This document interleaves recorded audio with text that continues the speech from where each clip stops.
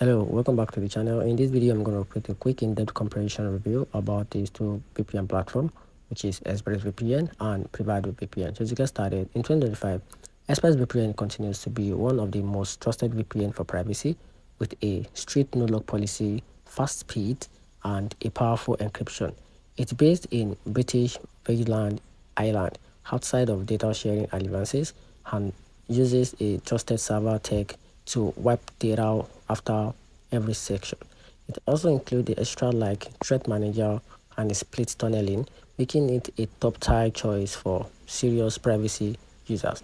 And talking about Privado on the other hand is a strong up and come out, especially with a free plan. It also has a no-log policy and is based in Switzerland, known for its privacy-friendly law. However, its speed and features aren't as polished or reliable as ExpressVPN, and advanced users might find it lack with some depth.